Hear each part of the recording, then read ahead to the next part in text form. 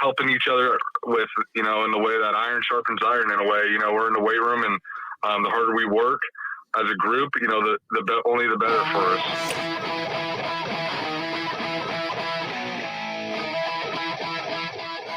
That's right. Iron sharpens iron. That's Cade McNamara as we kick things off on this Monday.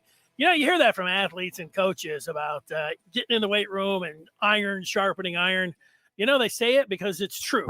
And there's Cade McNamara talking about sharpening that iron. That was on the In the Trenches pod. The football players, that's what they've got. This summer phase led by the players in there working out. And today, actually, it's still spring.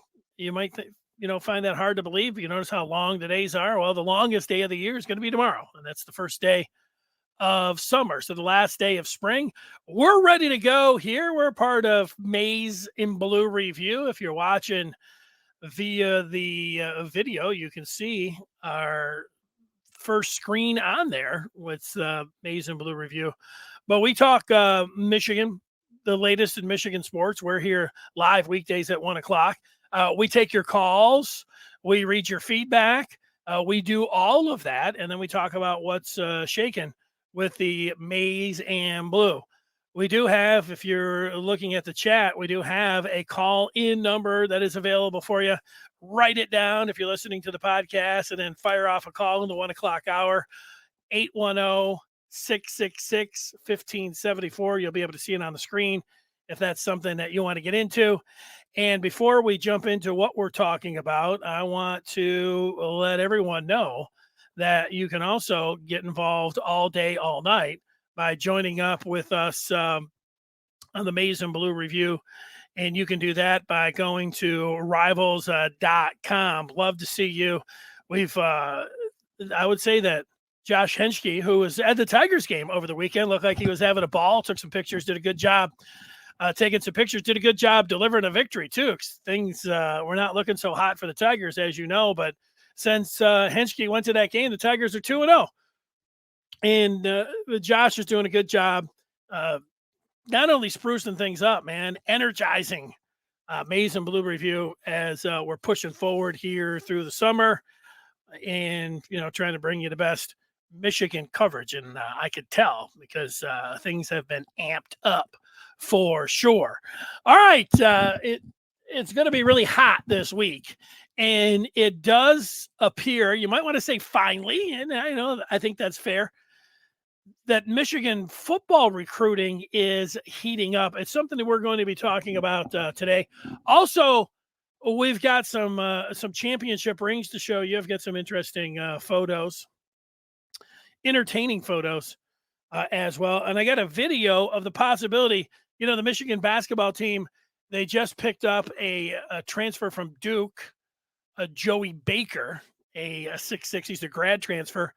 And Michigan is in the running for this international player, and they're one of 3-4 teams. But if you look at the the other teams, nothing against those teams, but it's looking good for Michigan. It's certainly a name to monitor, and we will get to that. But we'll start with football recruiting. And if you're on Twitter, if you're on social media, you see all the different high school players that come into Michigan and get a look-see, tour the facility and everything else. And then they all take these pictures in these different rooms with the shoes. I've never been in there myself, so I don't have any idea what the setup is like, but they've just changed some things around because I've noticed a lot of different things. And what you're looking at, if you're watching the screen, is one of Michigan's now 7, because Michigan just picked up a commitment. We'll get to that coming up here. You may say I'm burying the lead, but Brooks Bahr is who we're looking at here. And Brooks is from Wilmette, Illinois. He's a defensive end prospect, and he's holding this sign that I see all the recruits now and commitments hold, Rare Air, and it's got Jordan's number in a football. And all that's fine, and it's cool for the commitments and everything else. And then I looked a little bit closer, and if you look at Brooks's helmet, and then you look at his shield, you will notice the jump man. I didn't notice this the first time. I just noticed this today.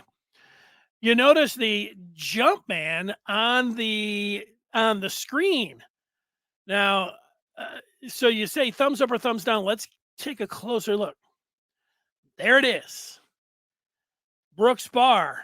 So you've got the jump man on the shaded screen. Now, what do I think of this?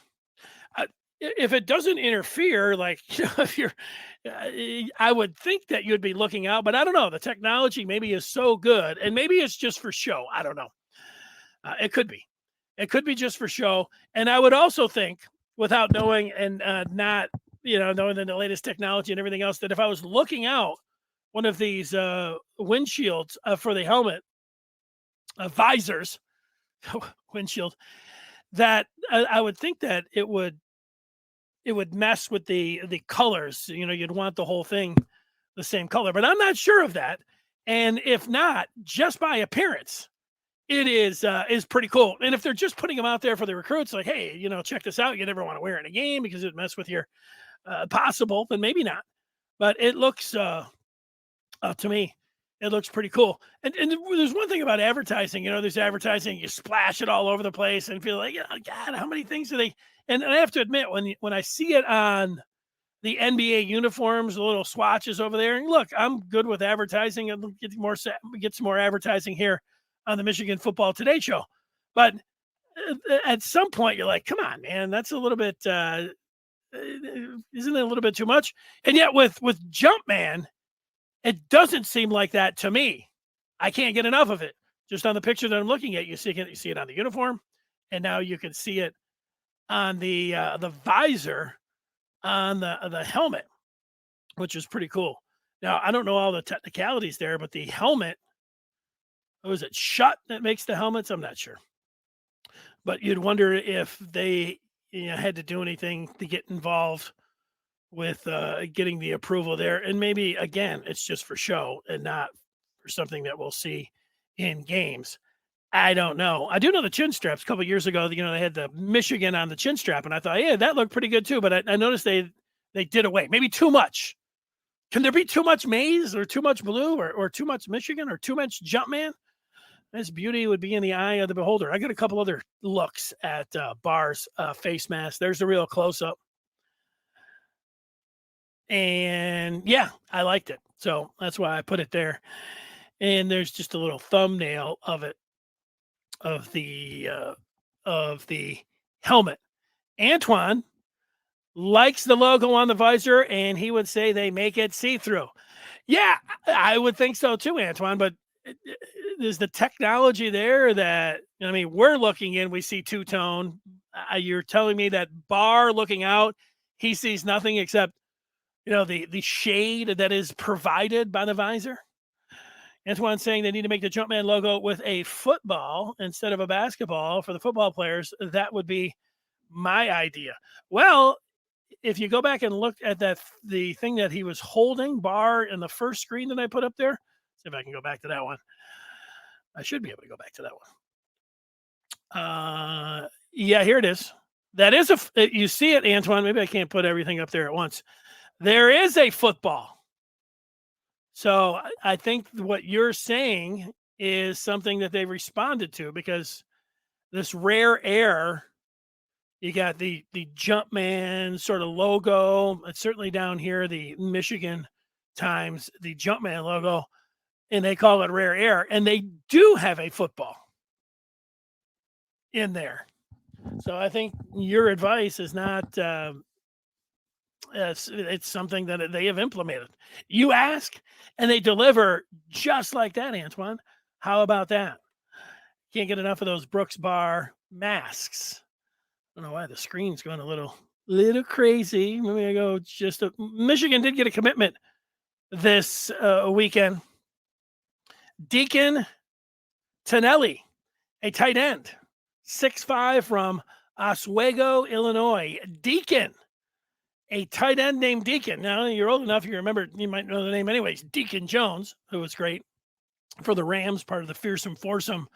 But Deakon Tonielli, Okay, cool name.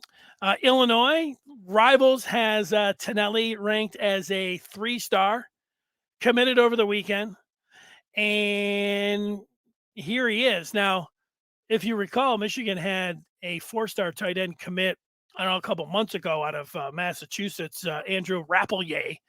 He has since decommitted and committed to Penn State.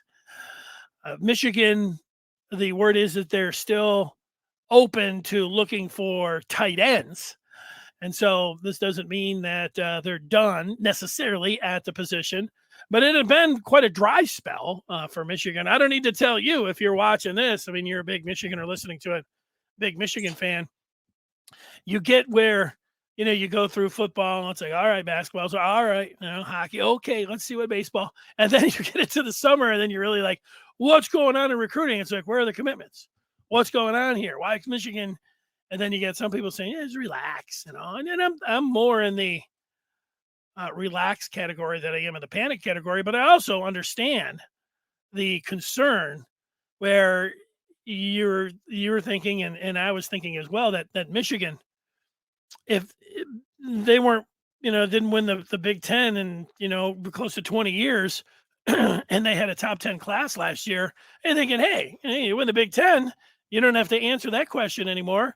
Maybe you'd see a little bump and see that bump early, and maybe they still will get that bump, but it just opens things up where you get a lot of people, and they're not even whispering it, they're actually screaming it when they're on social media that, Jim Harbaugh, over there flirting with the NFL. This is what happens. Look at that. His 2 assistants jump ship. I mean, this is the outside of Michigan narrative. The coordinators are gone, and, Harbaugh, who knows when he's going to take off again. So that's being used against Michigan. I don't know if it's being said about Michigan, whether it's true or not, we don't know. And yeah, we're not even into the first day of summer. We're here on the last day of spring, and you get into, I'm trying to figure out when the date is, or the day or the week where you do become concerned. And Michigan just did pick up their 7th. I would say that if things aren't really picking up, by August 1st, they go an entire month of July and they're not, pulling in some big time names, and you're not feeling really good about them, then I can say, take your finger that might be just over the panic button here and maybe put it right over the panic button and still knowing that there's going to be a lot of time there, and feeling like, okay, I'll hit it. And even if you do hit it, you realize that, they can get guys, in August all the way up till February, and you start counting it. But certainly once high school season starts, the recruiting season's now. So you expect to see some of that. And maybe you are going to see some of that because what you have here from Josh Henschke, the aforementioned publisher of Maize and Blue Review, I saw today that he has put a forecast in for yet another commitment, a defensive end. And that would be Michigan's, 8th commitment of the season. So that is expected that is going to happen here shortly. I would say as early as this week, with maybe as early as tomorrow. And then, a commitment's a commitment, and a silence, and, rumblings and insiders and all of these things. It's all good. It can whet your appetite for any of it. But, there are some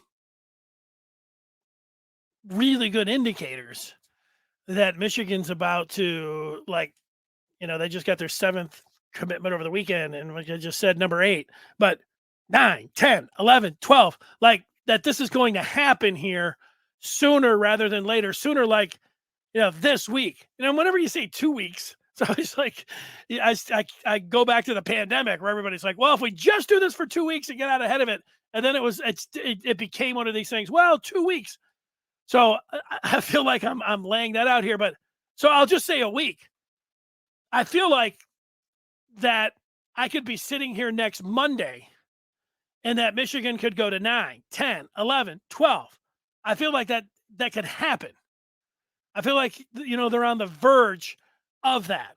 Now maybe they'll have to wait another week, and maybe I don't know what the hell I'm talking about, but that's the way I feel. The momentum is building. The seal has been broken, and I'm feeling like there's going to be some commitments here happening. That's that is some tea leaves. That is some insider information. Combined with the tea leaves, all ground up and slam down to see where I'm at. So things are looking all right for the Wolverines. One of the commitments, I showed you Brooks Bahr and the visor and everything else a month or so ago. Folks were getting worried about Raylen Wilson, a linebacker out of Tallahassee, Florida, because Georgia and Florida, he was going to go and take a look at those places. And I think he did with Florida.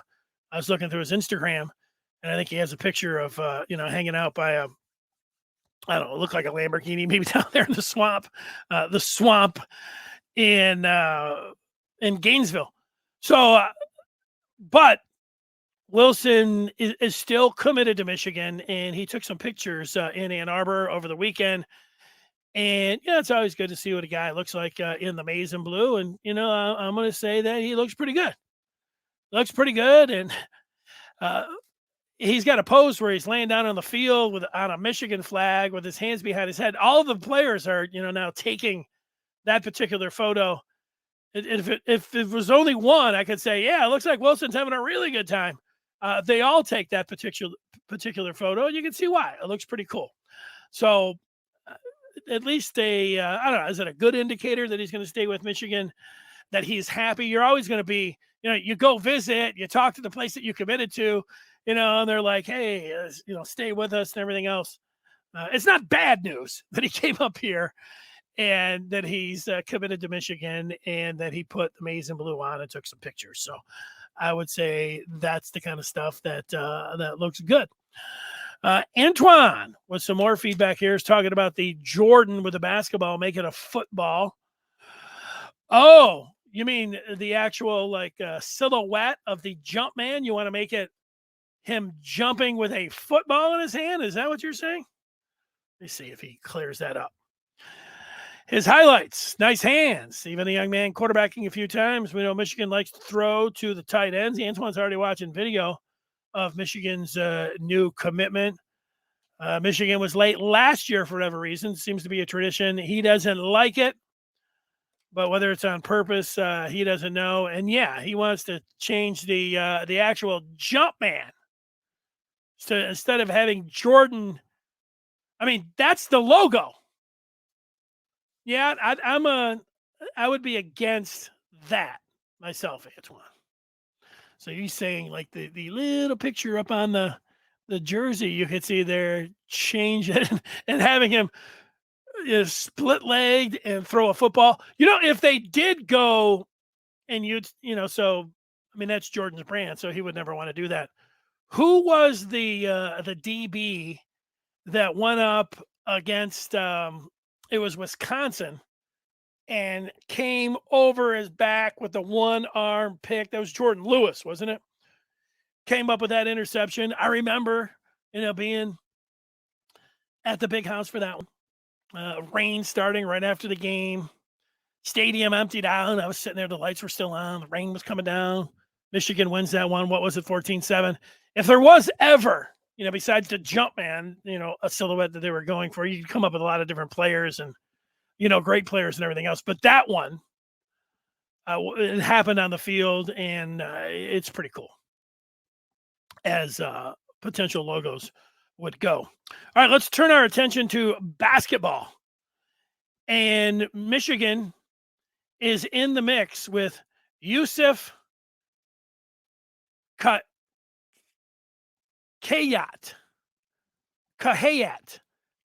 Let's go with Yousseff Khayat. Now, Khayat is a Lebanese basketball player that's playing overseas, 6'7". He is 19 years old, but he is for this upcoming year. And Michigan is in the mix. A couple other schools, Xavier was one. Let's see if I could look through the list to see where the other ones were, but Xavier was one. It wasn't like a who's who, with his other teams. And you could say, oh, no, then we don't want him.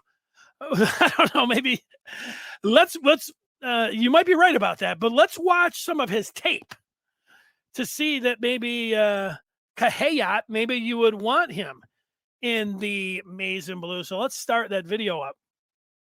And what I found by watching this is that he is listed at 6'7", and here he is with the ball, a couple series of moves in the lane, turnaround jumper. He's listed at 6'7". Here he is in a drive, scoring from the right side. Here's his jumper, nice extension. It looks pretty nice, and he's listed at 6'7", but he looks like, and here he is throwing one down on the break. He looks bigger than 6'7" just on this video. Here he is out in front of everyone throwing it down with a right hand jam. And, now he is underneath, a little fake, little right-hand hook. He's got a little bit of a build on him. He is skinny. I saw, and here's a nice dime from up top. An international player. Michigan has had some success. If you want to put Caleb Houston and Moussa Diabate in that mix just this last year, two guys going pro, okay. But certainly with the Wagner brothers and Franz, I saw some people saying shades of Franz Wagner, and you can see it. I mean, Franz was 6'9", ended up being 6'10", grew at Michigan, but similar type frame. But this kid looks like he could shoot it. I don't have his 3-point numbers here. He's playing, this is international play that we're watching him, but the thing is, he's not just staying outside. And here is a look at that jumper. He looks like he's got longish arms. Like even if he is 6'7", maybe, you would say he's got close to a 7-footer's reach. I don't know. But he doesn't just stay outside. He's athletic enough where you can get up and down the floor. He's filling the lane. And here he is finishing in traffic. So all of those kind of things, I like. And here's Ty saying he could be another Franz Wagner. Hey, you be another Franz Wagner? Let's go. The international part, though, is that, you think about with name, image, and likeness. And I thought that was one of the big reasons that both Moussa and Caleb took off, because they can't benefit from getting name, image, and likeness. But there are some other players like Oscar Tshiebwe, the player of the year last year for Kentucky. He was able to get I don't know if it's a work visa. I don't understand the particulars of the visa. Here's another J from the outside. Hey, if he called the glass there from up top, all right. That one looked pretty good. Couple more here. But, maybe these guys now have figured out how to get a visa. That looked a little bit like a Steph Curry move. Here he is from downtown. Get a good look at it. Off the glass again. No, I don't know. I know enough as I'm going to stop it just for 1 second as he goes underneath and makes a layup. I know enough about basketball that you're not shooting it from outside and from 3-point land trying to use the glass. So 2 of his highlights from 3-point land have the ball going off the glass and then going in. Now, I'm not saying that he can't shoot. I'm just saying I wonder why anybody that's making up a highlight package would show 2 luck shots. Now, you don't have to apologize. I have also shot enough where, I shoot one, it seems true, and then, it bounces off the front of the rim and rattles and goes out, and you're like, man, that couldn't have been any better of a shot. Man, seemed like it was so dead center. So once in a while, if, you catch glass, you feel like, the shooter's bounce or that those things are equaling out a little bit. Is if you shoot enough, you miss enough close ones.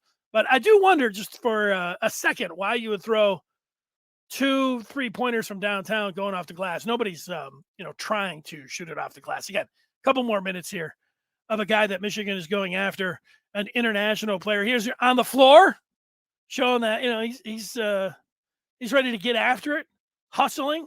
Here he is. What was he following the play? Number 4, setting up from the wing. That looked pretty good. I mean, the shot looks good. Again, is he getting rise? Is he stationary? Yes. The one thing that I haven't seen from him, and here he is driving, and this is the part I feel like, and here he is taking it off the dribble, which is nice to see. But one thing that I am not seeing from him, here's another open J. It's just open J City where he's a set shooter at 6'7". He's just standing out there, much like Caleb Houston. Watching his film last year, Caleb Houston, you watch it, and he's just standing outside, they're throwing the ball, and it's like, wow, it looks pretty good. He's dropping them from everywhere, and you keep watching this film. The thing is that when you get to the Big Ten, guys, you're not just able to stand out there and get these easy looks with it being a set shot. Sometimes, but most of the times, what you're going to have to do is take a dribble and, shuffle over to the side. You're going to have to put it on the floor and get a step back to get your own 3-point shot. And I haven't seen the ability of Yousseff Khayat to be able to do that. So I say, is it a little bit of a concern? Maybe. Now, if you had Khayat out here, throwing a jab step and throwing a big, step back from downtown, going from right to left, you'd say, oh man, this is exactly what you want. I haven't seen that in his repertoire. And guess what? If you're making his film, instead of throwing the 2 threes that he's standing still out there that go off the glass, why not show some of his, footwork and step back ability if he has it? So, but there's a couple, at least 20 more seconds. Maybe we have one of him getting his own shot. Here he is with a steal, taking it the distance and just a layup there. Here he is taking it off the floor. Nice pass over to the wing. I mean, it was just a pass. Underneath, throws it up and in. Gonna have to get stronger. I'm gonna say here he is dribbling in the open floor. Maybe this is a spin. Oh, and in the lane. That was the nicest one that I have seen yet from him. Here he is outside, putting it on the floor to the rack, and good. All right, so there is the video for Yousseff Khayat, and we'll just monitor that situation. But it could be one of these deals where Michigan ends up picking up this guy. Now, it went. Remember when the thing started with the transfer portal? It was Pete Nads for Northwestern. It was like, ooh man, here's somebody. And especially when you looked at his 3-point percentages, you're like, yeah, this guy would be perfect for Michigan. Nance ends up going to North Carolina. Then there was Terrence Shannon Jr., where it was like, this kid was the high riser, and he had gotten better at shooting. It looked like also an explosive player. Something like, oh, okay, Terrence Shannon Jr. There were some credits that weren't going to transfer. So in the end, Shannon's not coming. So no Shannon, no Nance. Emoni Bates' name, you may have noticed this. Emoni Bates, once the most coveted player in last year's class, all the way through 7th, 8th, 9th, 10th. And then he slipped back a little bit. I think it was the 3rd player, maybe behind Duran from Memphis, who he ended up playing with. And then also Chet Holmgren. But, nonetheless, he initially commits to Michigan State, decommits, goes to Memphis, is not the, immediate superstar there. Now he's back in the transfer portal. He is the only player left in like the 100 ranked transfers.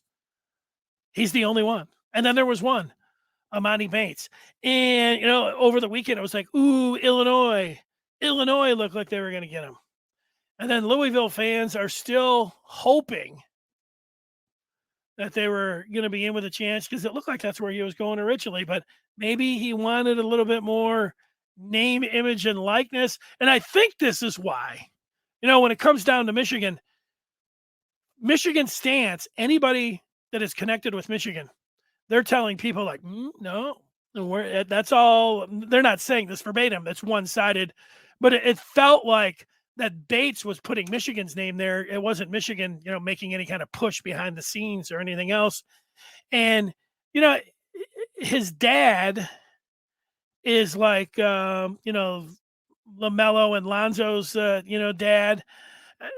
I guess I've never met him, but that's what they say. A real hands-on, real handsy. No, not handsy. A real hands-on. A real hands-on father. And look, name, image, and likeness. Shopping yourself around for the biggest guaranteed money. While you can say that's illegal for the schools, they're 100% doing it. They're 100% not having any repercussions about doing it. And they had been doing it before, and now it's just as easy as, hey, just don't say that, we promised you it. And then you're here, here's the stacks of cash. It's very easy now. I mean, I don't know if it was easy before, how they were able to funnel money, but it is easy now to get money to players. And it's not illegal for Emoni Bates' dad to go out there and say, hey, what are you promising? Or I'm sorry, what are his opportunities for name, image, and likeness immediately? However the conversations go, it's pretty close to, hey, what's the opportunities immediately, and what am I going to get if I go here?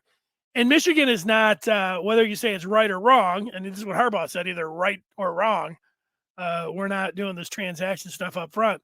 So it was always my feeling that if Emoni Bates and Michigan did get together, that Juwan Howard was behind the scenes saying, all right, Emoni and Amani's dad, you want to come in here and be part of, the team concept and come on in and then, earn any money off the floor. That's not going to be name, image, and likeness. It can't be number one, Emoni.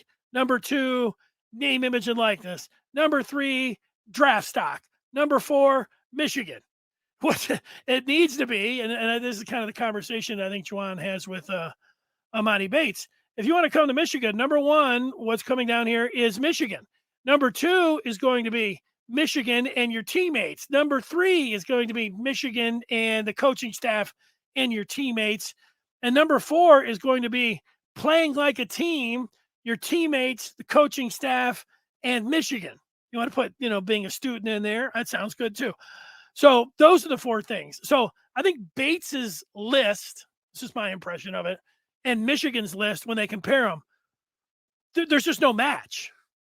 Now, could Bates say, look, I'm ready to be a team guy? And if there was a sudden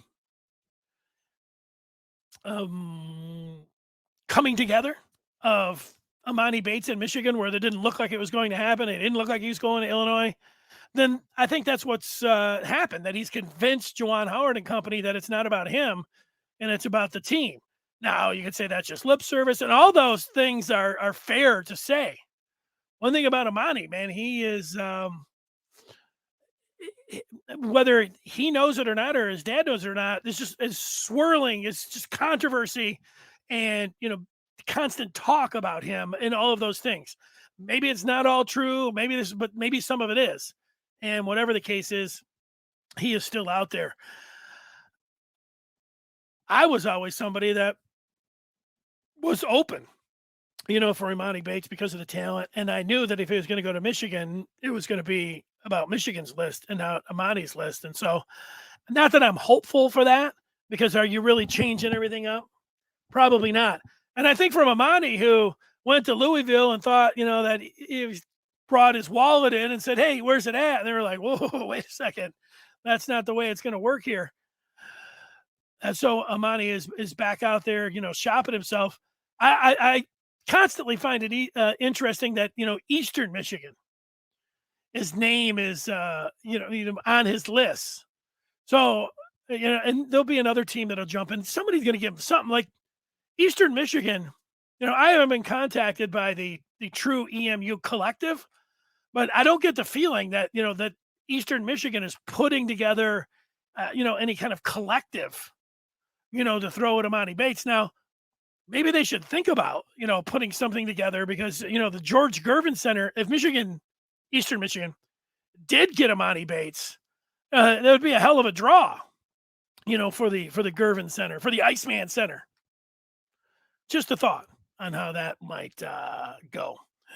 All right. Some last thoughts here. Antoine saying that the Yousseff looks a little bit like France with more athletic ability and aggression. Ty says we need to show this guy Dearborn so he can commit to Michigan.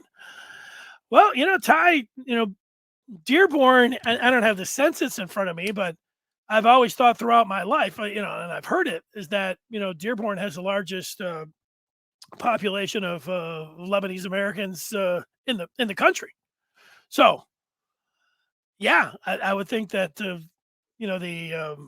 Arab American community in Southeast Michigan, I would think that would be a draw.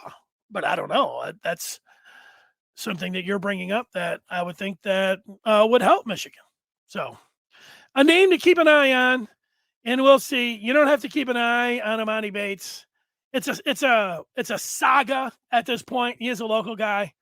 We'll see what ends up happening with him. We'll see what happens with Yousseff Khayat, that maybe he ends up in the maize and blue.